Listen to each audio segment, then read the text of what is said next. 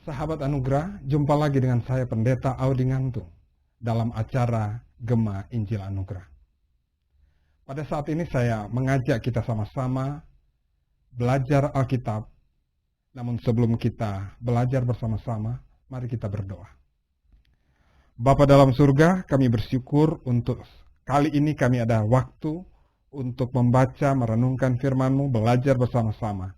Kami memohon hikmat daripadamu, agar apa yang kami pelajari, sungguh-sungguh kami mengerti. Terima kasih Tuhan, dalam nama Tuhan Yesus kami naikkan doa ini. Amin. Sahabat Anugerah, pada saat ini saya mengajak kita sama-sama belajar satu pokok yang menjadi kerinduan dari banyak manusia di dunia ini. Setiap manusia yang beragama pasti merindukan hal yang akan kita pelajari pada saat ini. Kita akan berbicara tentang pokok yang berkata tentang ke surga. Inilah jalannya.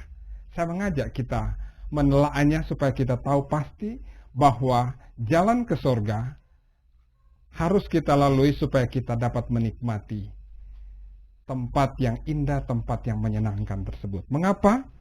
Karena setiap manusia merindukan tempat ini, tempat tinggal yang indah, aman, dan menyenangkan. Surga adalah tempat dambaan setiap umat manusia dan setiap manusia yang mengaku diri beragama. Di dunia ini kita menemukan bahwa ada sekian banyak agama yang diyakini sebagai agama tinggi, agama yang diyakini oleh begitu banyak penduduk di dunia ini. Dan semua mengajarkan bahwa akhir kehidupan manusia suatu saat akan berhubungan dengan apa yang kita bicarakan saat ini, yaitu surga. Allah menghendaki supaya semua manusia boleh ke sana. Dia nyatakan dengan mengasihi semua manusia. Allah menyatakan kasih-Nya dengan menyiapkan jalan yang membawa seseorang itu ke surga. Di dalam Yohanes pasal 14 ayat yang ke-6, di sana dikatakan di dalam firman Tuhan, kata Yesus kepadanya, "Akulah jalan dan kebenaran dan hidup. Tidak ada seorang pun yang datang kepada Bapa kalau tidak melalui aku." Jadi Allah menyatakan bahwa ada jalan yang menuju ke surga dan dia sebutkan bahwa jalan menuju ke surga itulah Yesus. Yesus menyatakan, "Akulah jalan kebenaran dan hidup. Tidak ada seorang pun yang sampai kepada Bapa kalau tidak melalui aku." Jadi ke surga kita akan temukan ada jalannya, yaitu melalui Tuhan Yesus Kristus. Allah menghendaki kita boleh ke sana. Tetapi yang menjadi pergumulan adalah tidak semua orang akan ke surga. Tidak semua orang bisa ke surga. Karena Alkitab mengatakan bahwa semua manusia telah berdosa. Tidak ada seorang pun yang benar saat ini. Tidak ada seorang pun yang benar yang dapat mengaku diri bahwa dia benar dan tidak berdosa. Alkitab berkata bahwa dalam Roma pasal 3 ayat 10, tidak ada yang benar. Seorang pun tidak. Nah, karena tidak ada seorang pun yang benar, semua orang sudah berdosa, nah upah dosa adalah maut. Roma ayat 23a menyatakan bahwa upah dosa adalah maut. Semua manusia sudah jatuh di dalam dosa, semua manusia sudah terancam dicampakkan ke lautan api. Manusia berdosa dan melakukan di dalam berbagai hal, seperti contoh yang kita perhatikan, tidak ada di antara kita yang dapat berkata bahwa tidak pernah melakukan satu saja dari contoh yang ada ini. Apakah itu marah, apakah itu dusta, iri hati, atau plagiat, memaki, mencuri, malas, sombong, selingkuh, dan lain-lain. Kalau kita mau daftarkan dosa yang dapat kita temukan dalam keseharian umat manusia, kita akan temukan poin-poin yang kita bicarakan saat ini. Dimanapun kita pergi, kita bisa menemukan ada orang yang marah, ada yang berdusta, ada yang iri hati, dan sebagainya. Nah, dosa sekecil apapun, dosa sekecil apapun yang dilakukan oleh manusia tidak akan membawa dia ke sorga. Justru dosa sekecil apapun yang dia lakukan, kalau itu tidak diselesaikan, dia pasti akan membawanya ke neraka. Nah, saudara yang kekasih dalam Yesus Kristus, bagian ini kita perhatikan bahwa umat manusia di dunia ini berupaya, berusaha untuk menghapus dosa tersebut. Manusia sadar bahwa dia melakukan dosa, dan dia berupaya untuk menyelesaikan, menghapus dosa tersebut. Dengan cara dia rajin berbuat baik, atau dengan kata lain, beramal.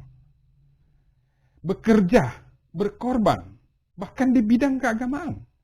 Ada begitu banyak orang yang terlibat di dalam pekerjaan pelayanan dalam bidang keagamaan. Tetapi semua usaha manusia, semua usaha yang dilakukan oleh manusia, sebaik apapun itu, tidak akan menyelesaikan dosa tersebut. Karena semua manusia yang berusaha untuk menyelesaikan dosa tersebut, sia-sia semua kegiatannya. Di dalam Yesaya pasal 64, ayat yang ke-6, Alkitab mengajarkan bahwa segala kesalehan manusia itu seperti kain kotor di hadapan Allah. Jadi di hadapan Allah, segala kesalehan yang kita buat, itu sama seperti kain kotor di hadapan Tuhan. Tidak dapat menyelesaikan dosa yang sudah menggerogoti kehidupan umat manusia. Di dalam Roma pasal 4, Abraham juga dinyatakan bahwa dia melakukan pekerjaan-pekerjaan yang baik, tetapi tidak menjadi andalan bagi dia untuk bermegah di hadapan Allah. Bermegah di hadapan manusia boleh saja. Dari semua kegiatan yang kelihatan bagus, saleh, orang itu berbuat baik, beramal dan sebagainya, dia kelihatannya melakukannya dengan baik, tetapi itu hanya bermegah di hadapan manusia, tidak di hadapan Allah. Karena di hadapan Allah, semua kesalehan manusia itu seperti kain kotor, seperti kain lap, kain pel. Jadi tidak dapat menyelesaikan dosa. Usaha manusia akan sia-sia dalam menyelesaikan semuanya itu. Ada usaha Allah yang dapat menyelesaikan hal tersebut. Usaha Allah di dalam Efesus pasal 2 ayat 8 dan ayat yang ke-9, di sana dikatakan ada anugerah Allah. Karena kasih karunia Allah, kamu diselamatkan oleh iman. Itu bukan hasil usahamu, tetapi pemberian Allah. Itu bukan hasil pekerjaanmu. Jangan ada orang yang memegahkan diri.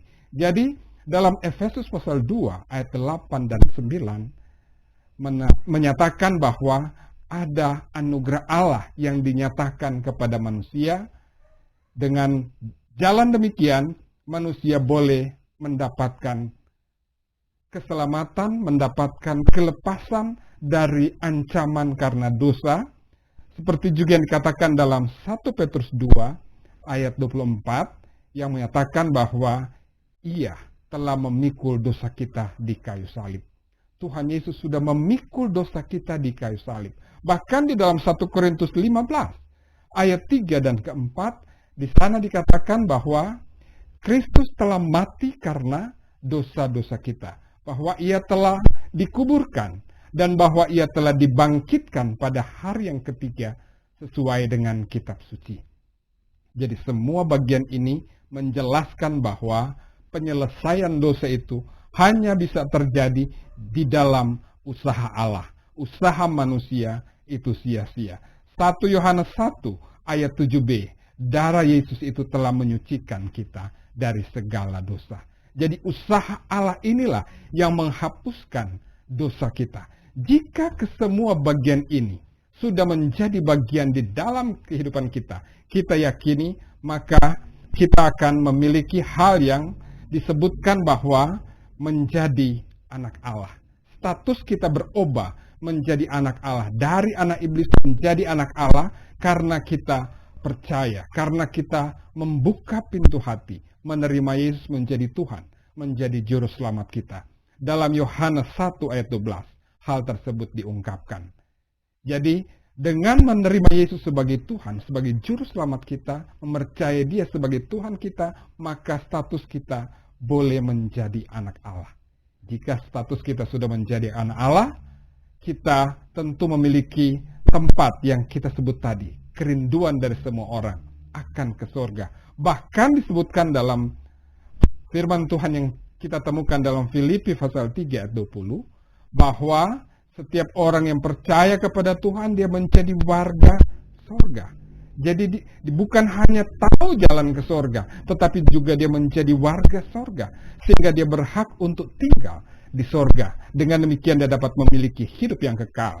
Yohanes 3 ayat 16. Karena begitu besar kasih Allah akan dunia ini, sehingga Ia telah mengaruniakan anaknya yang tunggal, supaya setiap orang yang percaya kepadanya tidak binasa, melainkan beroleh hidup yang kekal. Kehidupan yang kekal, jalan ke surga, status menjadi anak Allah didapatkan karena usaha yang Allah kerjakan di dalam kehidupan manusia yang mau percaya kepadanya. Kita manusia yang berdosa seharusnya dicampakkan ke lautan api, tetapi pada saat kita menerima pemberian Allah, anugerah Allah, maka kita boleh menjadi anak Allah. Kita boleh menjadi warga surga. Dan kita memiliki hidup yang kekal. Jadi ke surga, kita yakini inilah jalannya. Hanya di dalam Tuhan Yesus Kristus. Karena firman Tuhan berkata, Akulah jalan kebenaran dan hidup. Tidak ada seorang pun yang sampai pada Bapa kalau tidak melalui aku. Itu kata Tuhan Yesus. Tidak ada jalan untuk bisa mengantarkan orang ke surga selain melalui Dia. Itulah sebabnya pada saat ini saya mengajak kita sama-sama untuk mengoreksi diri kembali. Apakah kita sudah menerima Yesus sebagai Tuhan, sebagai juru selamat kita, sehingga status kita sudah menjadi anak Allah, sehingga kita sudah menjadi warga surga dan memiliki hidup yang kekal? Jika belum, saat ini adalah kesempatan itu. Bukalah pintu hati untuk menjadi Tuhan, menjadi juru selamatmu, dan Alkitab berkata kamu menjadi anak Allah, menjadi warga surga, dan memiliki hidup yang kekal. Kiranya pembelajaran kita saat ini menjadikan kita terberkati dan dapat disampaikan. Kamu tahu tentang poin ini, sampaikanlah berita ini kepada mereka, supaya mereka juga boleh mengetahui kebenaran, keselamatan, jalan yang ke surga dengan pasti. Terpujilah nama Tuhan Yesus. Kita sama-sama berdoa. Tuhan Yesus Bapa dalam surga, terima kasih. Kami boleh membaca Alkitab, boleh belajar bersama, dan kiranya jalan ke surga sungguh-sungguh dapat diketahui oleh semua orang, dan pembelajaran saat ini dapat memberikan keyakinan bagi orang yang mendengarnya untuk percaya kepadamu dan berada pada jalan yang benar, yaitu Tuhan Yesus Kristus, sehingga menjadi anak Allah, memiliki kewargaan negara itu di surga, dan memiliki kehidupan yang kekal. Terpuji namamu Bapa, hanya di dalam nama Tuhan Yesus kami naikkan doa ini. Amin.